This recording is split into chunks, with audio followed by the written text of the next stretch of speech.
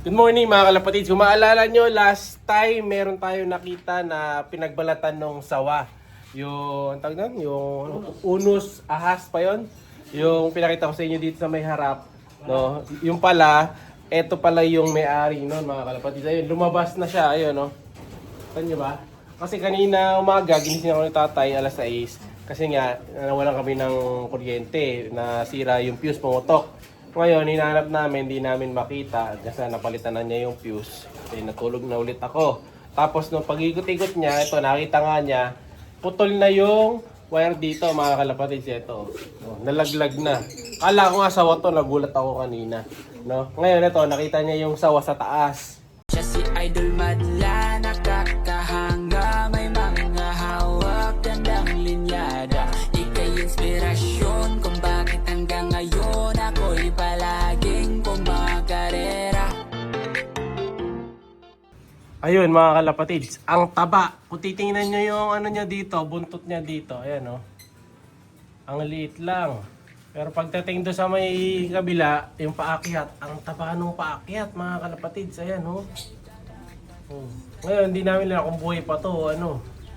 Pero i-flash natin yung matay, parang sunog na yung kalahati ng katawan niya. Nag-short eh. Ha? Short ang kuryente. Ayan o. Oh, Kuryente nag-short. Nag-short, naitim. Kaya naputol ang kuryente. Kumbaga, bago yan ano, naihaw siya. Kaya siya. Dumikit siya dito sa dulo nito mga kalapatids. Ayun, oh. Wala na yung kuryente eh. Nasunog na to mga kalapatids eh. Papuntang breaker yan. Papunta to dun sa taas, dun sa mga ilaw, sa CCTV natin. Ayan, galing kasi yun dun sa bahay. Yun ang papunta.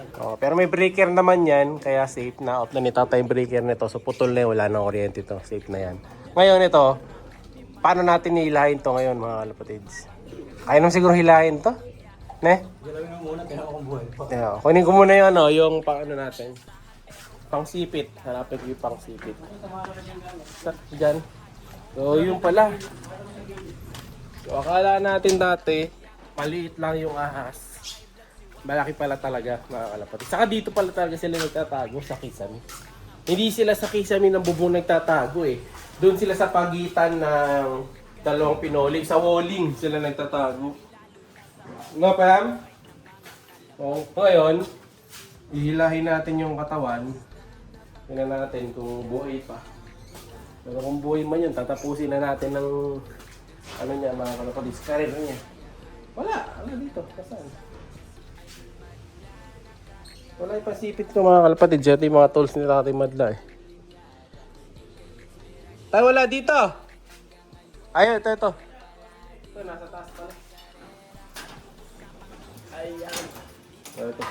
Ito, sulit na ano to, mga kalapatids, sulit guy. Ito, marami nang nahuling ano to. Ahas to, yan yung pansipit natin. Ayan, yung ganyan, na pag pinindot mo, ngayon, maglalako. Parang siyang crab. Di ba? May lock siya dito. Hindi na makakatakas. Pero yung sawan, medyo nakakatakas pa dito eh. Kahit ipitin mo, kasi yung katawan nila, di ba? Medyo lumiliit. Nag-iba-iba ng size, expand. Saka nag-shrink.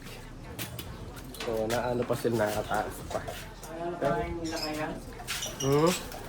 Malamang kaya yung inakay ko nun na nawala. Minsan biglang nawala mga kalapatids. Naalala niyo kinuwento ko sa inyo last time. May inakay ako dito sa taas. Dalawang piraso. Ay, 3 piraso sila. Pinagsama-sama ko yun eh. Nawala yung isa. Tapos yung dalawa na dedo. Tapos basta yung parte ng ano nila, ulo. Kaya sabi nga sa basta ayan, kung mayroon kayo sa kulungan na ibon, tapos nakita nyo yung ulo na nadedo sila, basa yung ulo, parang naligo. Sawa yun. Minsan maliit lang. Kaya ito, tatabi tayo.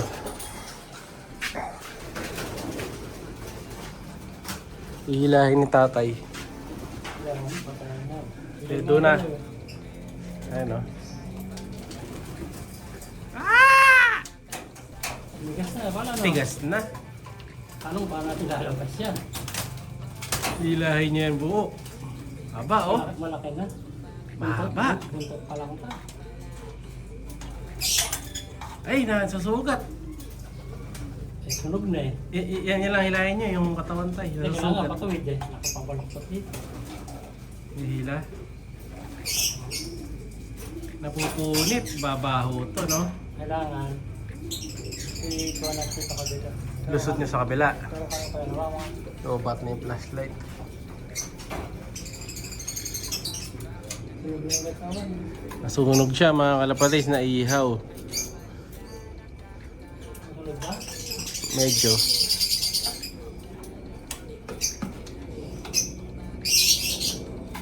Kaan, dito mahili. Sa kabila. Hawakan nyo na yan. Wala na, hindi naman na kayo matutuklaw nyo. Patay nga na yung flashlight. Ito gamitan ni flashlight mga kalapatids. So, lagay ko na lang yung link para gusto nyo. Saka yung link nung panghuli ng sawa, lagay natin. So, hindi matanggal kasi mahaba. Titingin ko, ano pa to, kalahati pa lang to mga kalapatids. Baka nga 1/4 pa lang to eh. Ibay pa ba yung kuha na lang? Ano na lang kayo, gloves. May gloves pa doon?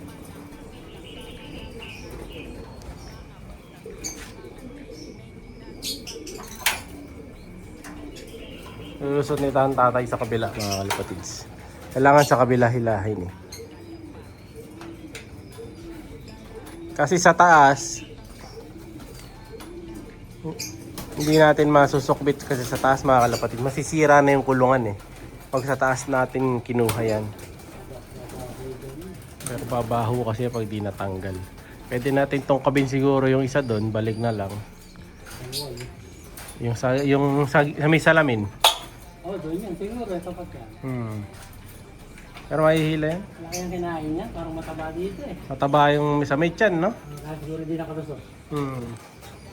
Alam mo, dati na siyang dumadaan dyan eh. Malamang daga ang kinuhuli niyan. Ano to? Kagabi yan. Kagabi yan kasi lumalabas yung mga sawa mga kalapatids gabi. Madaling araw na nung nawalan eh. Oo, yun tama. So ay talaga maluluto siya dyan mga kalapatids. Live wire yung dinikitan niya. Parang ano, blessing in disguise na yung pagkawala ng kuryente kaninang maga. Pero kinain. Ha? Aba. Laki ng tiyan. Oh, ayan oh, haba mga kalapatids oh. Hindi, payat na yun nasa taas. Nasa taas medyo pumayat na. Ayan ang kinain niya, daga yan. Ayan oh, buntis oh. Buntis na. Buntis, daga yan eh. Yan, lalaki kasi ng daga dito eh. Ano ba kaya yan? Hindi maputol eh. May iwan ang ulo. Hindi na yan. Hindi, hilahin nyo na sa gawin doon. Ayan na yung medyo napuputol, isa na yan eh. Yan yung nakabaloktot kanina. Dito, sariwa ka dito eh. Ayan. Ayan, nahihila. Ayan, haba. Buhay pa mo. Hindi, ala na yan. Para lang tanggulay na eh. May kinain, makit yan eh. Kinain. Ano, daga lang yan, daga. Ay, natakot yung mga kalapate oh. Ayun. Uy! Ayan na yung sawa mga kalapatids. Beb! Labas! Beb! Beb! Labas ka! Alis dito tayo, natatakot yung ibon. Itulog. Naluto. Ayan, babaan nyo tayo, tapos titingnan ko. Ayan, natakot yung mga kalapati. Ito oh. May kinain siya. Daga yan, daga. Ito mga kalapatid, yung salarin. Ayan o, na ano siya, naluto. Ito yung ulo niya mga kalapatid, no? Sunog. Ayan, tatawag na buti nga sa'yo. Ayun, dati na siyang doon nakatira. Babalik siya uli doon. Kaya lang, may laman ng tiyan niya, hindi na siya nagkasya. Naipit siya sa kuryente. Dito siya nasunog oh, sa gitna. Okay na. Dito. Ay, si Joma na, si Joma. Ayan o, wala pusta. Nalusot ka mga kalapatids. Eh, yung kinain, nakalabas oh. Oh, Yung kinain, nasa kabila. mortera ka. Yung kinain niya, kita dito sa kabila. Parang kita dito sa kabila yung kinain.